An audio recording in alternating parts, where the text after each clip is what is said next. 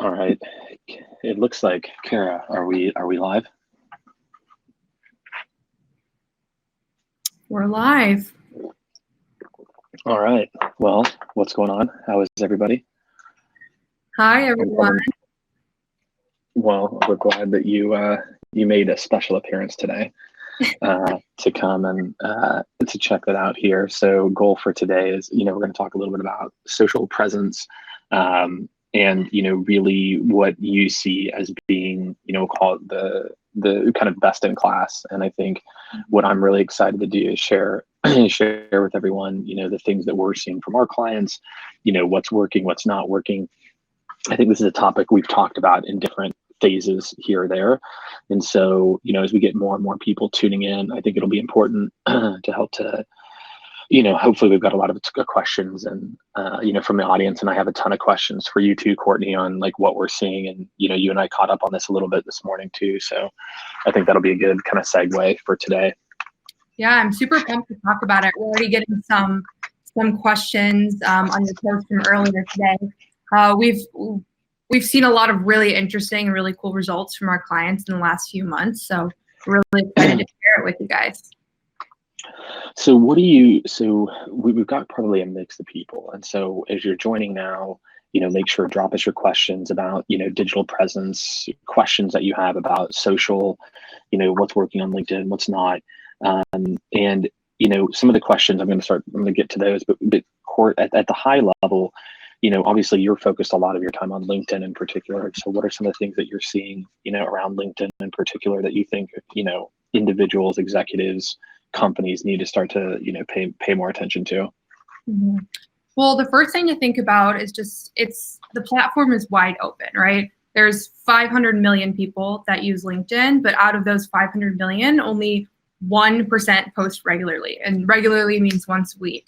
So really, if your company, if you're yourself, your professional brand, personal brand, you're posting just once a week, you're already going to rank in the top 1% of all people on LinkedIn, which is kind of what makes it really opportunistic right now. So that's why we're trying to get in this early. In addition to that, 91% of executives call it their go-to place for content. So that means these are decision makers, these are senior level influencers in companies, and they're going to LinkedIn to get insights, to get advice, to connect with people. And if that's your prospects, if that's your audience, then this is really the platform that you should be on. And look, I think a lot of people have seen that like LinkedIn as a platform is a thing, right? Like the social proof of like, hey, people are gaining tractions, companies are seeing it.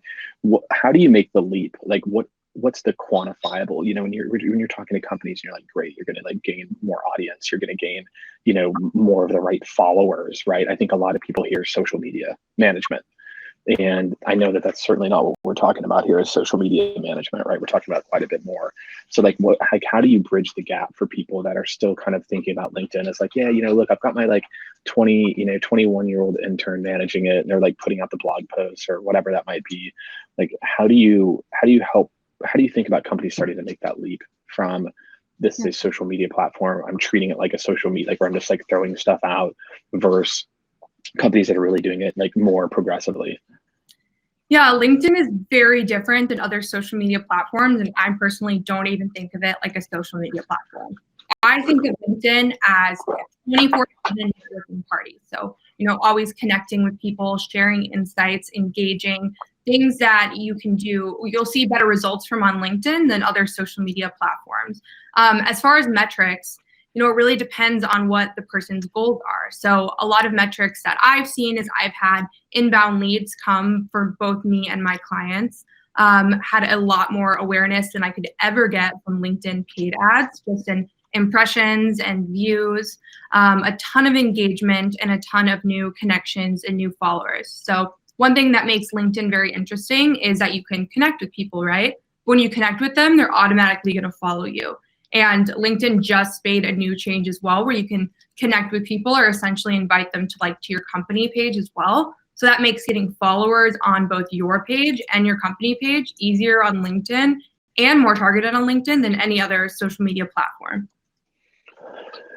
Well, what do you, I mean, again, like you talked about followers, right? And I think that again, when traditionally when people think of followers, they think of Instagram, Facebook. But what's the difference? You know what I mean? Like again, like I think it's real easy to get swept up when you start talking about followers and engagement and but what's the business impact? Like how are you thinking about it, when you're talking to our clients, when you're talking to executives about their, LinkedIn presence? Yeah, look, on a lot of platforms, followers is a vanity metric. It doesn't mean anything. It's a number. On LinkedIn, those are people that you are specifically targeting to be your clients, to be your prospects, to work with, to engage with. Essentially, it's how much do you value a lead? How much do you value a email address or a new follower? Well, it really depends. But on LinkedIn, you have such clear access to them that the ease of getting the email address, the follower, the lead, the engagement is so much better than any other platform. What's the difference? You know what I mean? Like, what do you see being the difference? I think a lot of people like anecdotally think about it that way, but what tangibly is different? There's a few things that are different. So one, it's the targeting. I mean, the targeting on LinkedIn is unlike any other platform.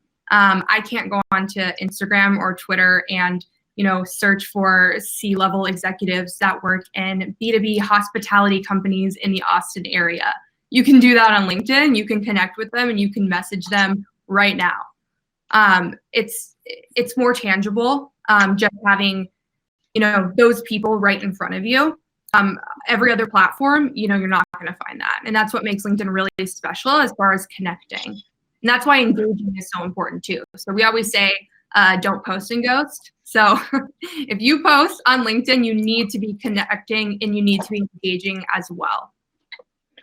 Yeah. Why do you think companies are still treating it like other social platforms? Like, I mean, I think the only difference I see is that that companies almost think of it more as like a extension of their website, right? Yeah. Where they're like, we're just going to post our blogs and our, newsletters.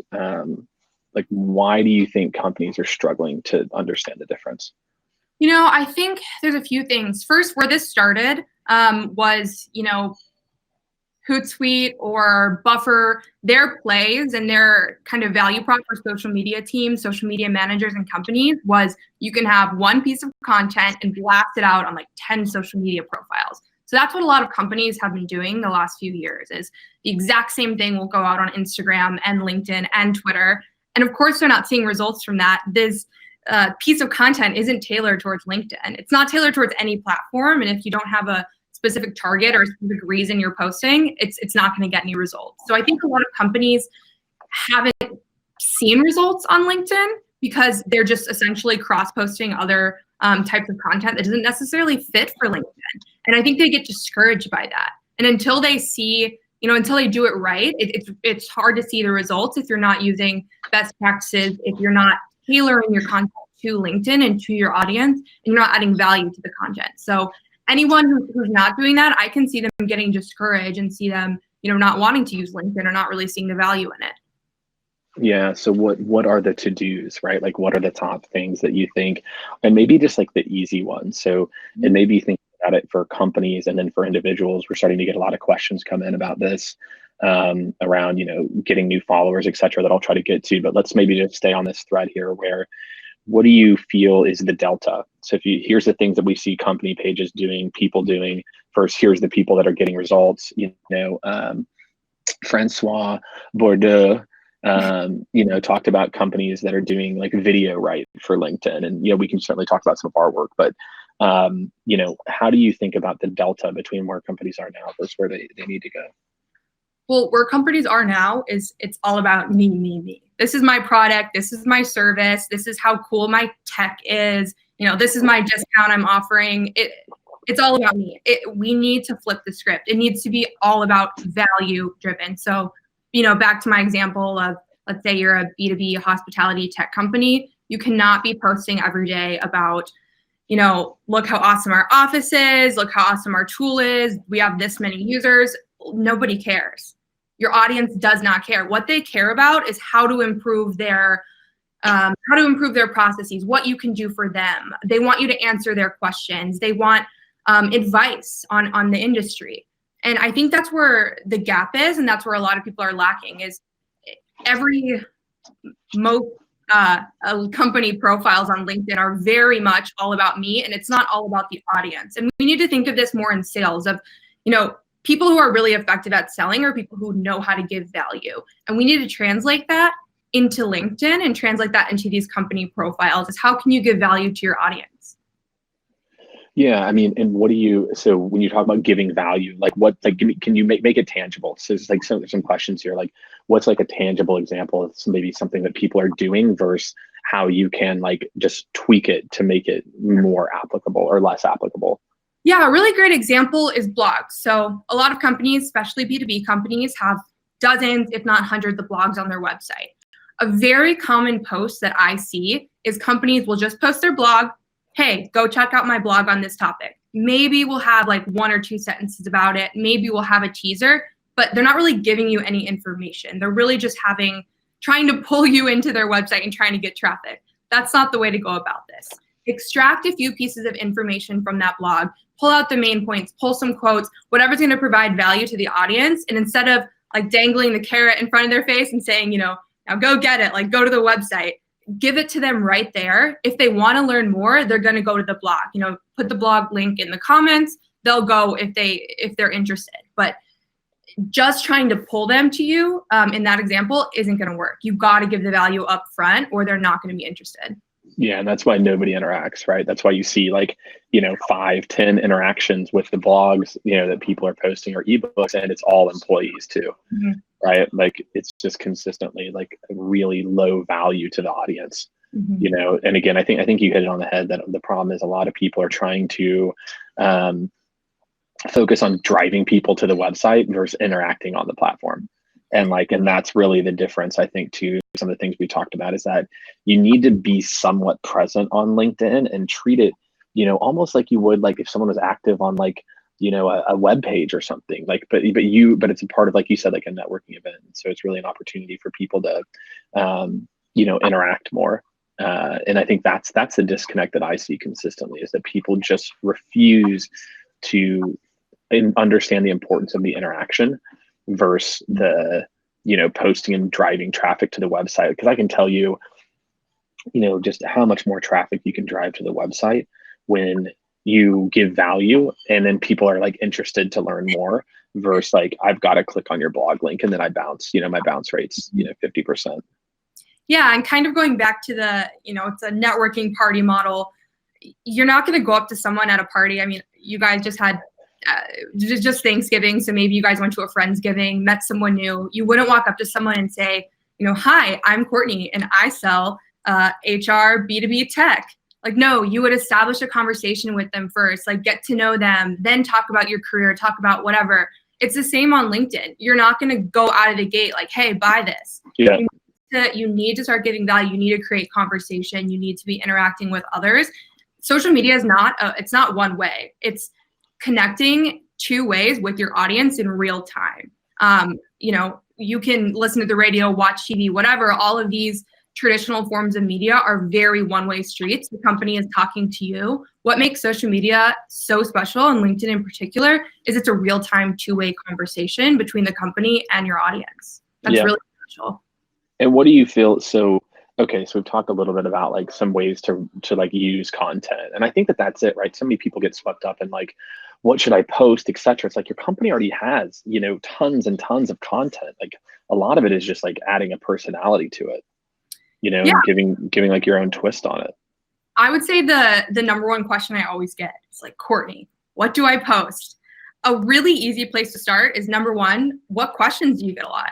Do you get questions on how to improve, a certain process? Do you get questions on, what do these things mean? How do I do X, Y, Z? What are the steps I need to take for this?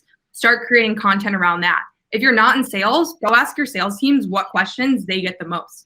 Create content around that. And then, like you said, a lot of companies have dozens and dozens or hundreds of pieces of content. So blog posts and white papers and all of that. Go find them, extract something that stands out to you and post about that. Now, I'm not saying regurgitate your company's information. Don't just repost every single blog. Don't check out what we're doing. Yeah, look at this, which is what most people are doing. But you and I both know why people are doing it, right? It's safe. You know, I'm not going to get fired if I repost my company's blog post. I'm not going to get, you know, my hand slapped. And my boss and my marketing department sent us an email, Courtney. My marketing department told me that I should share. You know, it's funny. I was talking to a client the other day, and like their marketing department invested in Sociable so they could pre-approve posts for the team to send out on LinkedIn. And I feel like that's the disconnect that I see so much, is that people just don't quite get the difference between enablement and empowerment and control. And I feel like marketers are still trying to have so much control versus, man, like what if you could instead like leverage all these people and let them think and give them some pieces of it, but also let them to put their own twist on it. Exactly. You're your own individual person. Your career is going to expand for most people past what your job is now. And you need to be posting as yourself with your own opinions and your own insights, not just your company. That's right. You know, and you can build it on it though, right? Like, yeah, you can build on what the content is. You can absolutely build upon it, but don't copy and paste it. Yes, I agree. Add your own insight. All right. How does it affect you, you know, not just this is what my company is saying. How does your job, your career, your position give you a different perspective on it? How did a situation that happened last week or a question a client asked you today kind of frame this in a different way?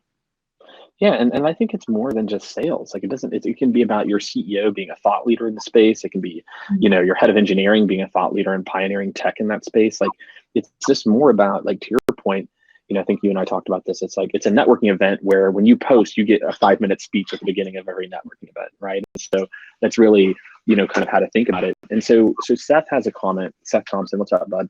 And a couple people said some different flavors of this, but his comment was, how do you approach the conversation internally and with customers you're implementing these strategies with? And his question was around, there's not a great way to quantify digital presence and the content you create in dollars and cents, at least not as easy as calls, emails, and paid. And obviously you and I were literally just talking about this, a few hours ago. So how do you think about quantifying this? And again, you said something I think that's important at the beginning, which is like, this isn't social media.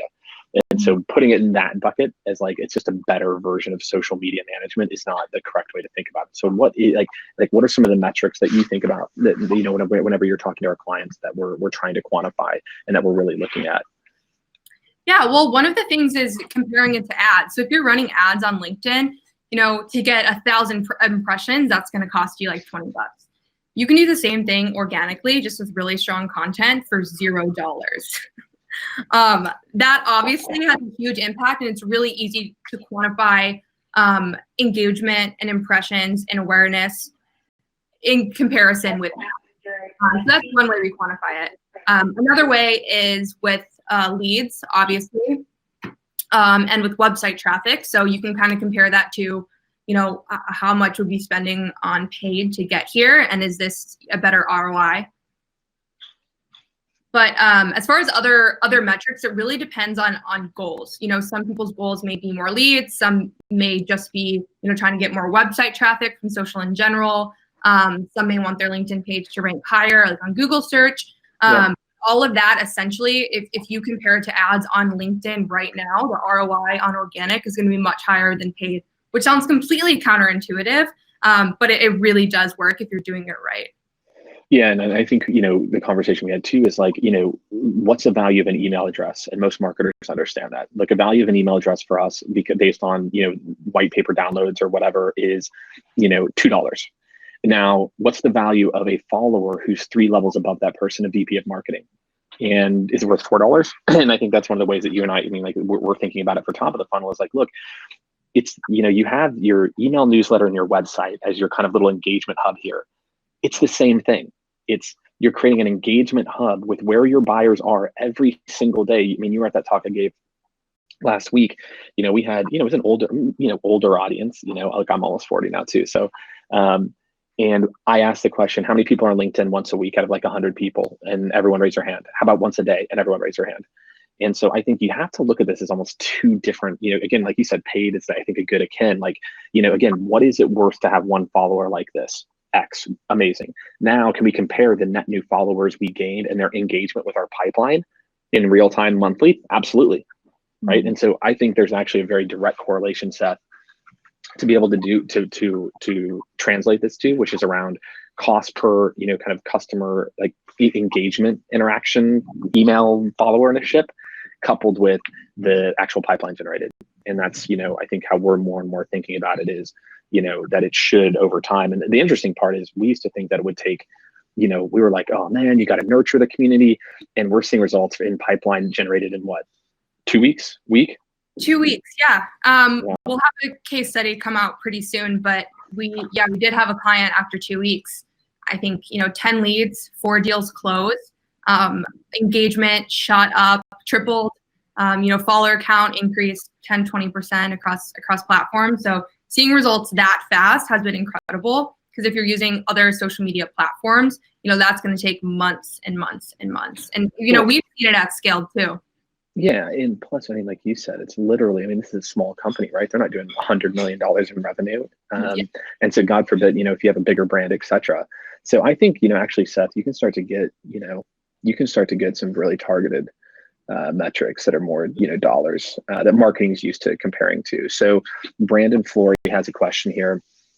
If companies, hiring managers want to evaluate LinkedIn presence or engagement as a part of candidate profiles, what would you recommend as the most effective way? I think what he's asking is like, how do you judge a candidate? What's the good interaction look like for a salespeople? Like, how should salespeople in particular, even though I think that everything we're talking about is applicable in the C-suite and to everybody, but how do you think what's the behavior that we would look for, like from a sales team in terms of how they're interacting?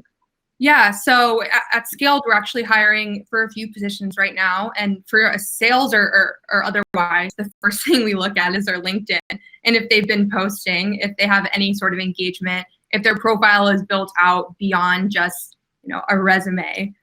We want their profiles to be positioned to how can they help the buyer, not necessarily like how can I get myself a better job.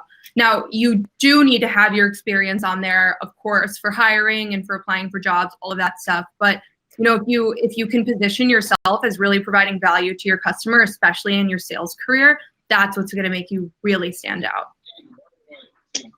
Yeah, and I think that's it. Like you hit it really on the head, which is you should have a mix of your relevant experience, but you can shape that into how you help people in the industry. So my take on that question is I'm looking for people that are talking about their industry, not salespeople talking about sales tips. Yes. I don't need that. I need someone who's networking with people in the industry, not people that are just selling more sales tips. But you're selling into manufacturing and you don't post it all about manufacturing. That just means you don't get it.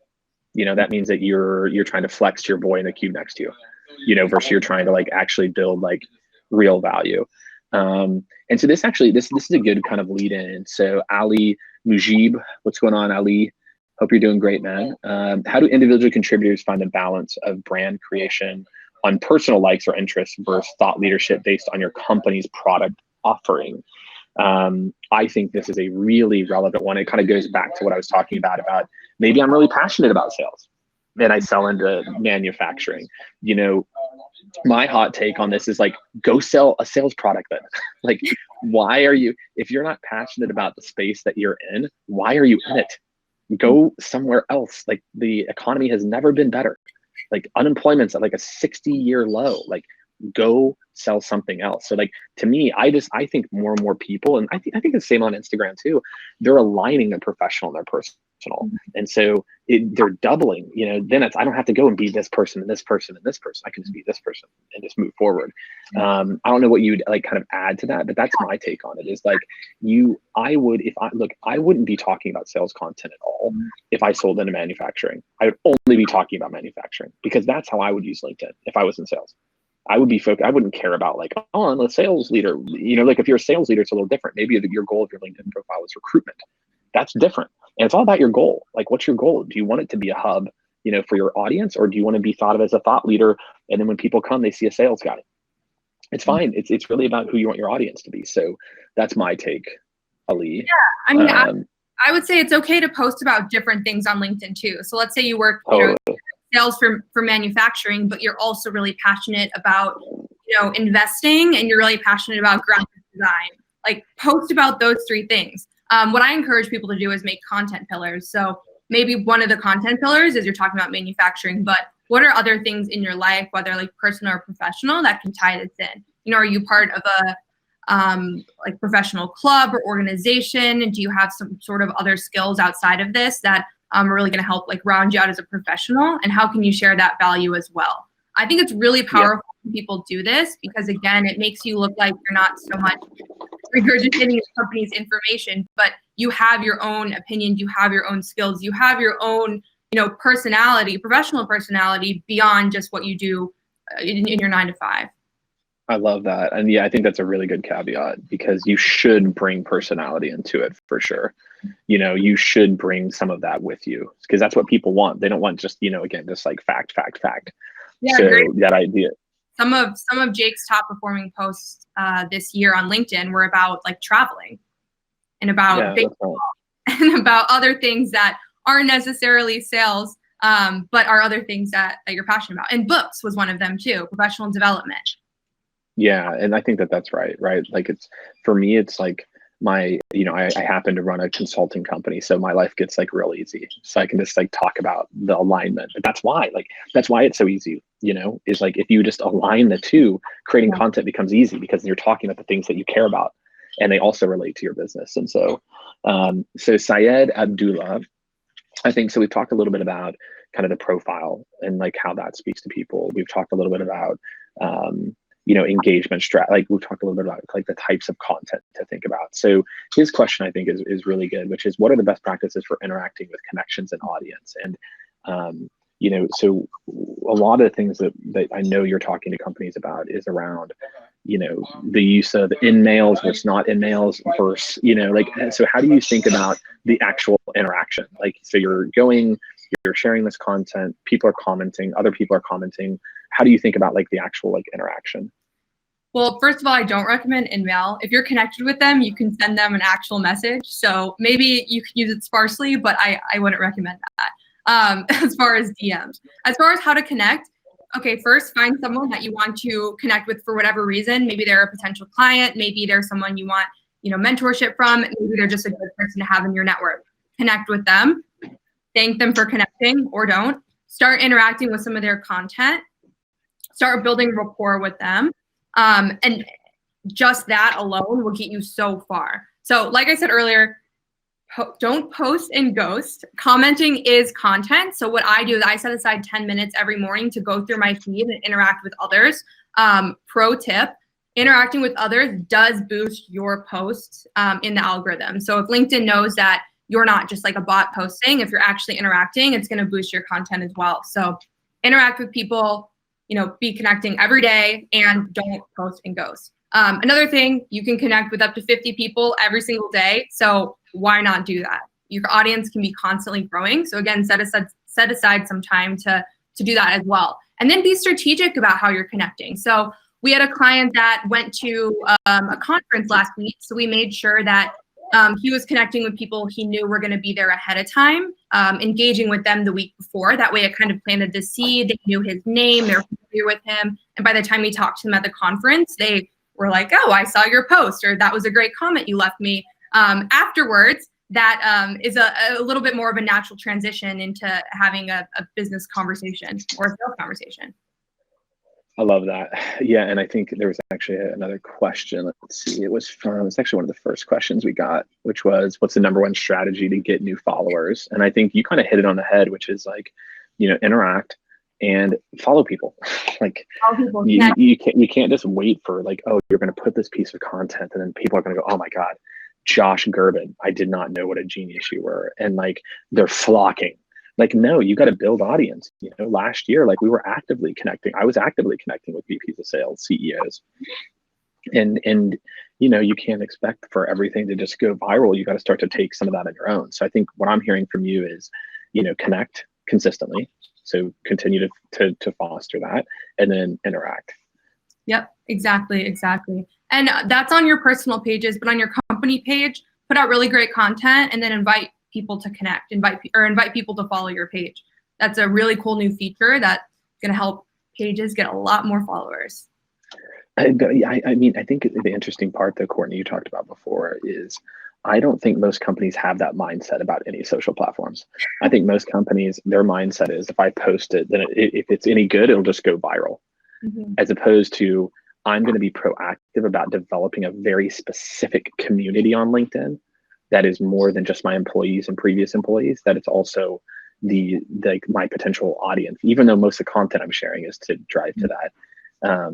Exactly. And so if you don't know about this, like developing a strategy around how you can proactively gain followers and you target who they are. It's like, I just feel like now is such a very unique time for companies if they can just start to do even a little bit of this. Definitely. So you've got a few other questions. All right. So we've got Anu Priya. What's going on, Anu? What are the key factors that ensure more conversion of leads? So I'm good at lead generation, but I need to understand conversion better. And I think that this is it, right? Like the marketing brain and sales brain only speaks leads. And so a lot of this is like, okay, I think intuitively some of this makes sense, but how do you cross that? We talked before about cross-referencing that new followers with pipeline, like new contacts. That to me is like super, super easy.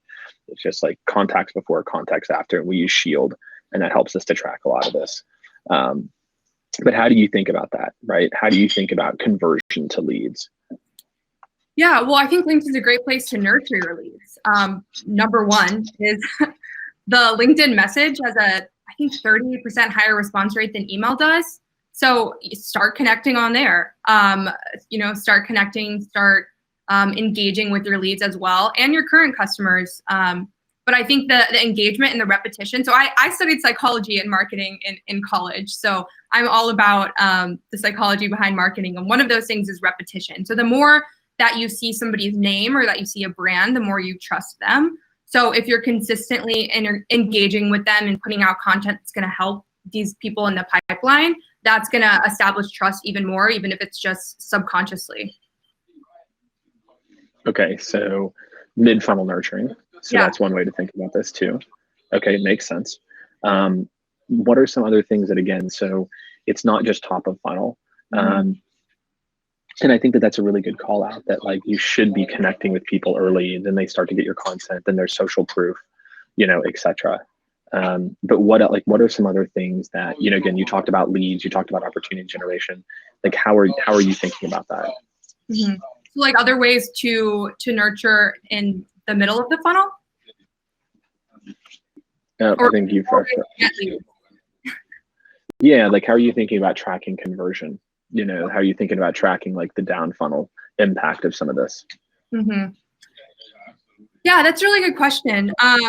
Like Jake said, we use a really awesome tool in order to track all of our metrics on LinkedIn. But I think as far as continuing to track through LinkedIn, that's been something that and I think a lot of companies have definitely been trying to figure out, especially using Salesforce to track activities as well through LinkedIn. But I think it's really important that you set up some sort of engaging on LinkedIn or connecting on LinkedIn in your activities as well, and continuing to do that as far as nurturing. Does that answer your question? Yeah, no, I mean, look, that's, I think, a good way to think about it. I think it's a good way to think about, like,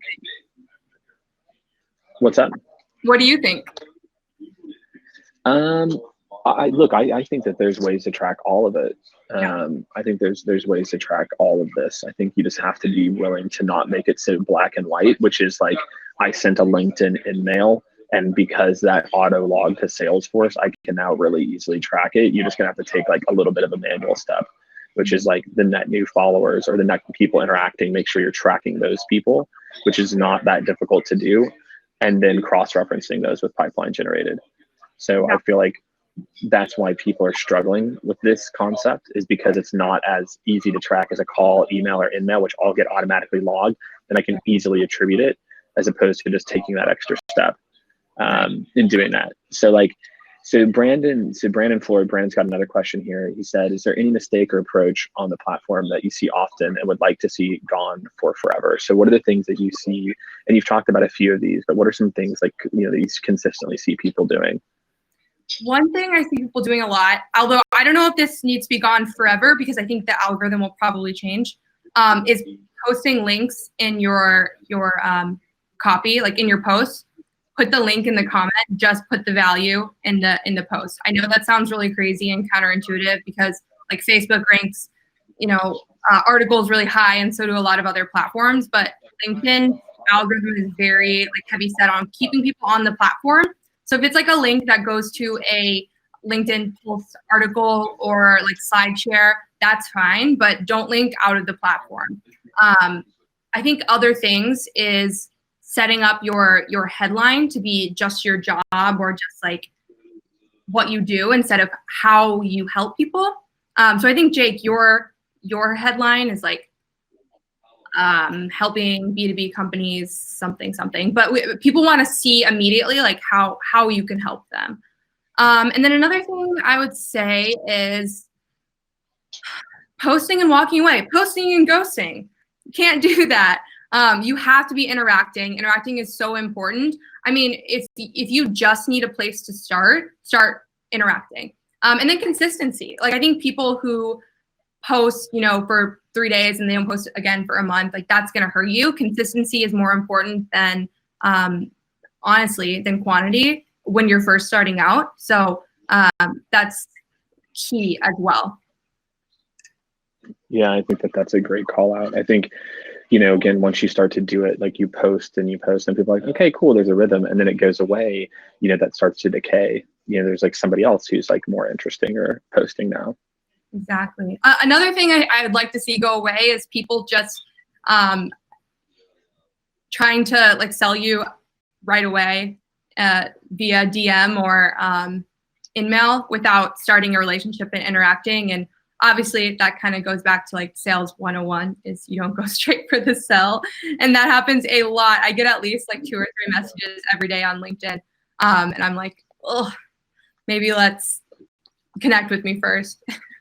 Yeah, maybe interact with the content a little bit. I mean, for me, what I tell people is either if you're going to send a connection request, either send nothing and just connect, or make it hyper personalized. The in between about we have synergies, we have this, we're, I see you're a sales consulting company. Those are the ones that we ignore. Yeah. And because it just shows that because I already know if you took the time to put that insert message in, I'm 90% sure that you are going to immediately spam me. Like, because I'm like literally almost positive that you're then going to go and do it. That you're going to like immediately be like, oh, Jake, hey, I saw that you're also, in New York or Austin or wherever. And then they just like go through it. So, all right, so let's go. I've got just a couple more questions here that I think will be helpful for people. We've talked a little bit about the hard ROI. I think that's it. For me, I think a lot of people just really, again, I really like what you said in the beginning about this not being social media, that this is actually more akin to paid. And I feel like that's the mindset shift, but why do you think companies don't look at it? Is it because it's free? They've got, they've just traditionally just, looked at social as a throwaway.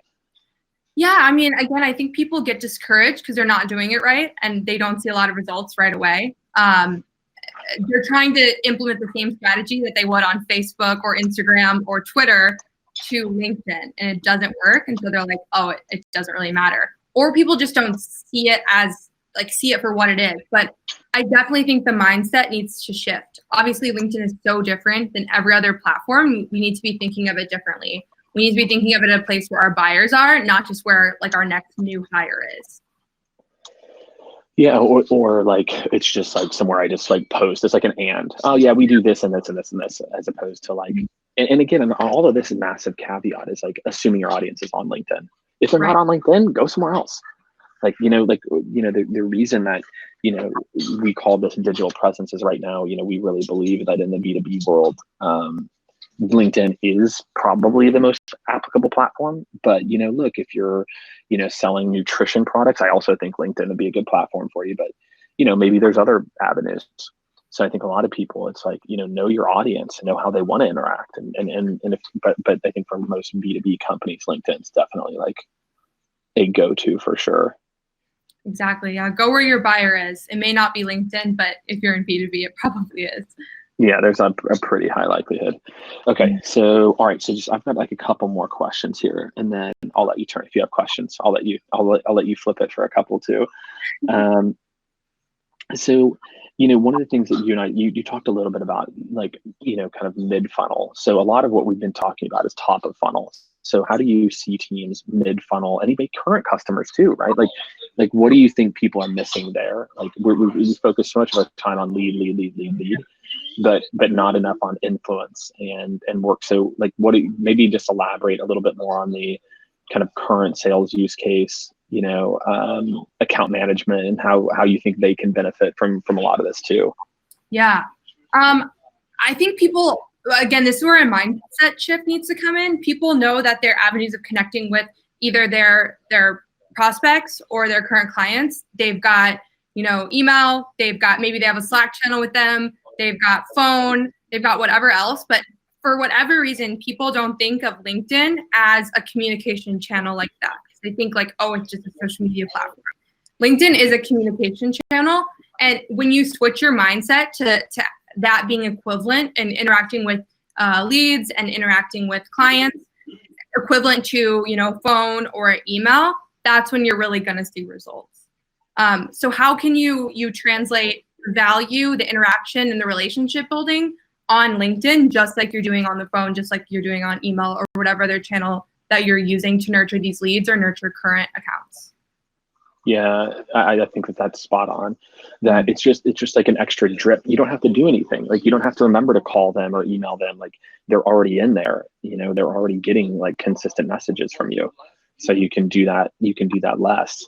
And it's a really powerful brand move as well, since you're consistently positioning yourself and your company as the experts and the thought leader.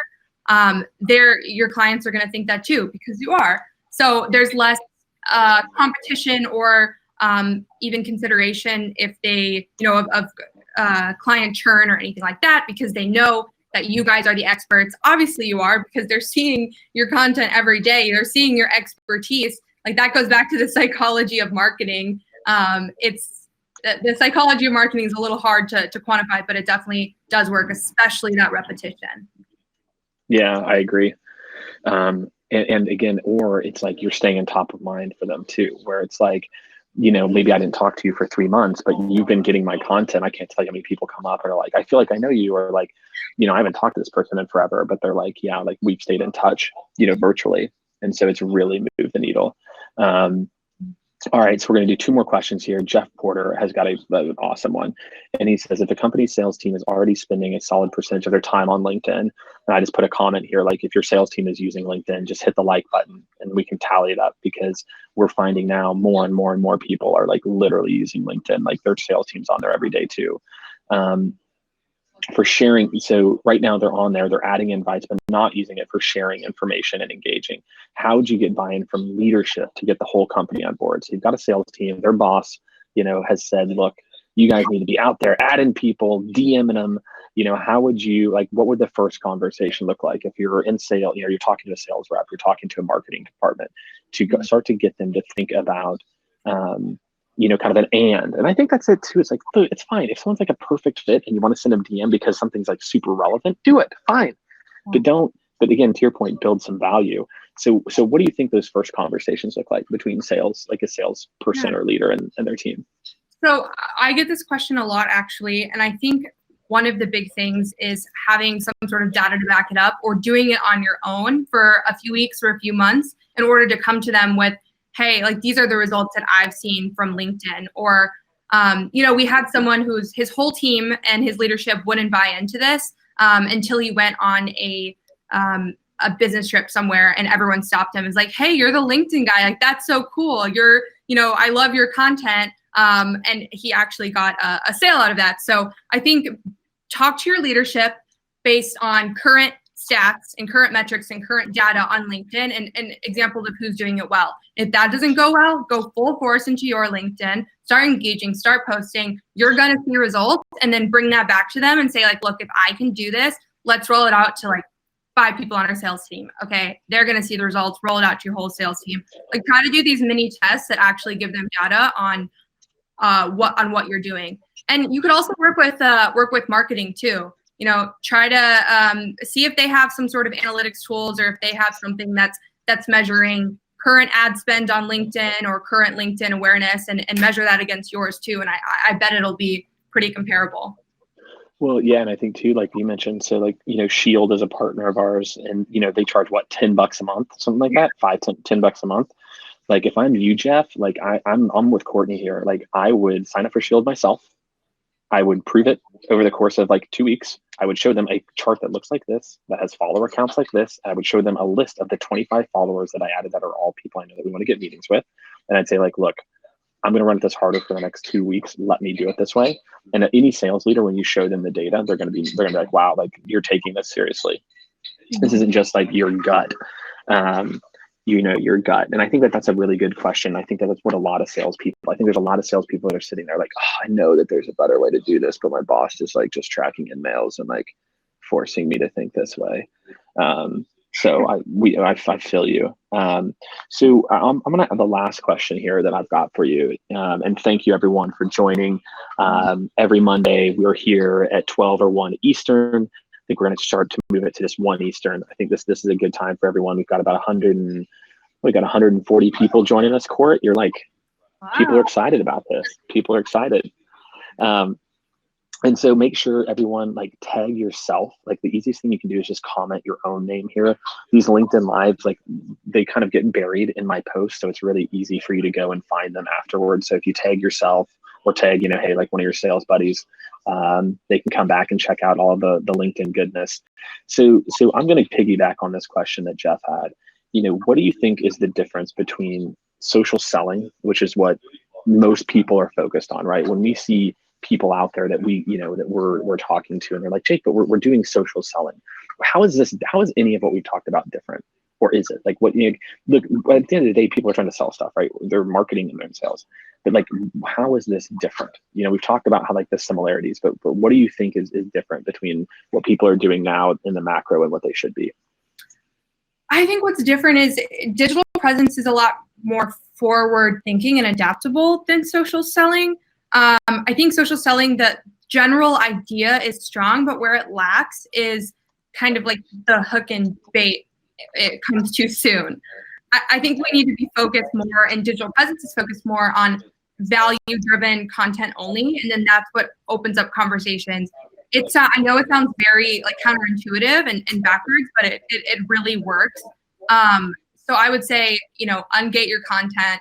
Stop trying to put calls to action in every single post, and stop trying to hook your audience, and instead just focus on giving value, and that all will come. Yeah. And I think that's it, you know, give it like a month, you know, like, hey, because to me, it's like, how's it working for you right now? How's it working? Like, how many engagements are you, you know, like, you know, are you getting now? Like, why not try something new? I mean, that's certainly the story, you know, our story and like why we did this.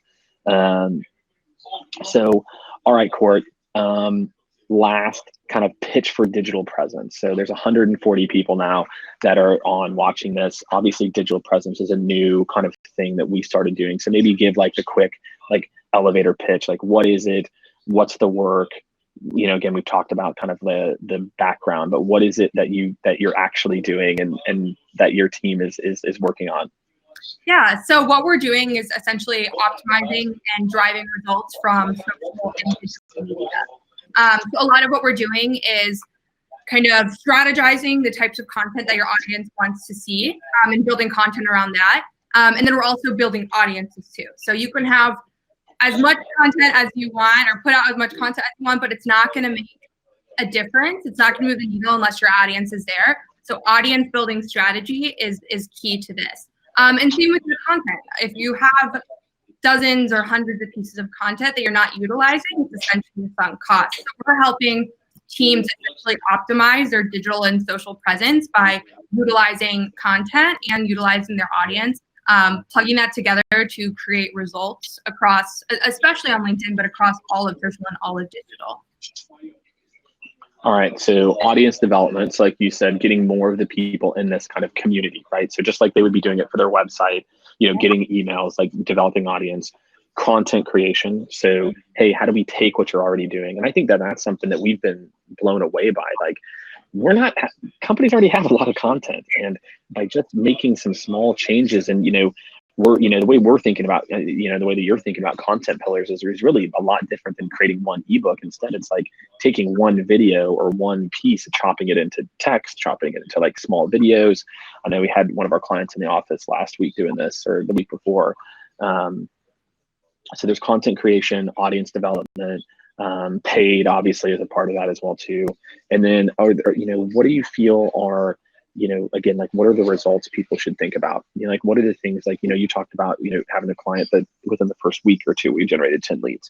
But like, what do you think, like, how if you were talking straight to a CMO or straight to a CRO, like, what's the impact that this is going to provide them? Mm-hmm. Yeah, so a few different things, but first of all, leads, obviously. Next, you're going to continue to build your audience. So we've seen audiences double or even triple in the first month. Again, if your audience is there and you're feeding them content, that's like the perfect combination. Next is engagement as well. So your engagement is going to improve. Your website traffic is going to improve as well. We've seen, website traffic's almost doubled from social. So that's been really cool. And then also awareness too. So that kind of goes back to comparing this to LinkedIn ads. Is our spend, or your current spend on ads, can essentially be replicated through organic for a lot less money and get a lot more results. Yeah, I think that's it. That it's not just all the fluffy stuff. It's not just followers and things like that. Like, adding more of the right types of followers is critical.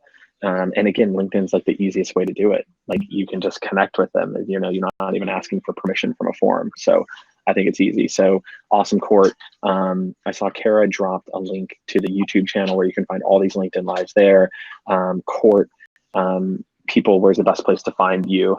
And I don't know if you tagged. I should have had you tag yourself, but it's all right. You should reach out. I tagged in your post from earlier today, so they can find me there. Yeah, I love it. So reach out to Courtney on LinkedIn. Any of you who are interested in learning more about this, she can tell you every single thing of what the leading edge B2B companies are doing on LinkedIn. And now is a very specific moment in time for all of you to start to get involved. So we'll see you next week. Again, if you have questions, DM me, DM Courtney. We're always down to help. Bye. Thanks, everyone.